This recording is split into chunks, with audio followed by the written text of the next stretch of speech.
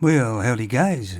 Now this video may not do too well on UT, as I'm a pretty old guy and I'm just going to tell the truth what I think. And of course you're not really supposed to do that, especially if it goes against the narrative, because we're all supposed to be living in a commune and we're all supposed to think the same way. And when you think about it, wouldn't that be a boring place to live? Now most of you all know what car this is. This is the Trans Am, made by Pontiac. And of course it was made famous in the film Smokey and the Bandit. And I myself, when I lived in Canada, drove a Trans Am. And it certainly had power in the back wheels, but it wasn't very good at handling.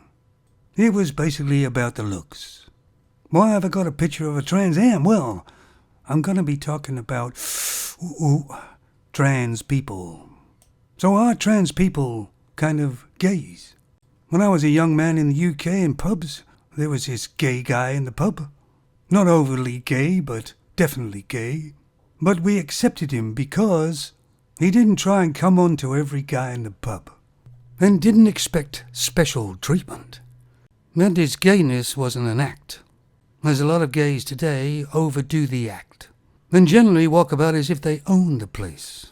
In fact, he became a member of the dart team. But was he really a trans, though? Because he still dressed like a male. To me, trans are males trying to look and act like a femon. And of course, when I lived in Thailand, there was a lot of ladyboys there. But these ladyboys actually have their breasts done, and sometimes down below. And I guess this all started way back when the family had a boy.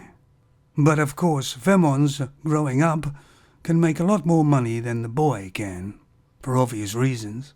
So the family chose to bring the boy up as a girl. And you don't call them trans either, you call them ladyboys. Like I say, trans to me are guys just slinging a wig on and a dress and trying to act like a femon. Sometimes they'll tell you that they were born in the wrong body.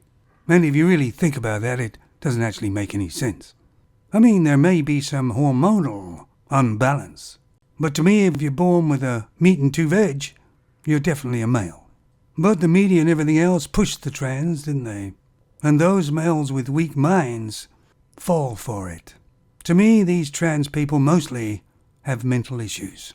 Or maybe some of them do it because they get more advantages being a trans than they do a male. I'm a pretty old guy and it's just my opinion, this is.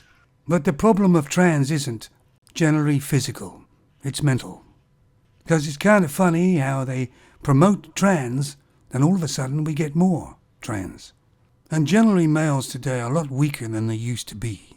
It's all this anti-masculinity thing. But I believe that masculinity is positive energy. A lot of femons of today are just negative energy. There's still a lot of real males out there. They're just too damn scared to act like one. And of course, femons were all for trans, because most femons think they're the best thing on the planet in the first place. So they're trying to be copied, they're flattered by it. Until the trans got in the femon sports, of course.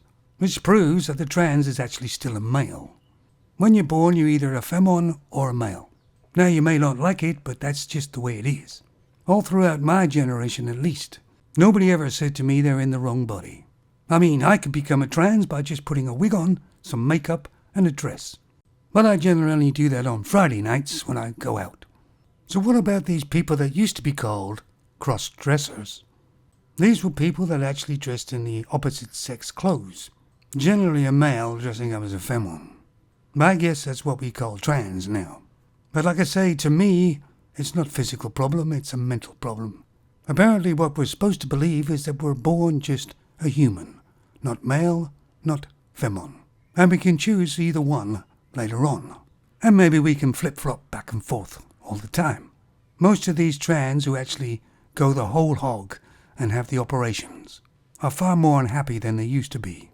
Some are even suicidal. That's because they address the physical side and not the mental side. I mean, let me know what you guys think. Well, if you dare. Take it easy.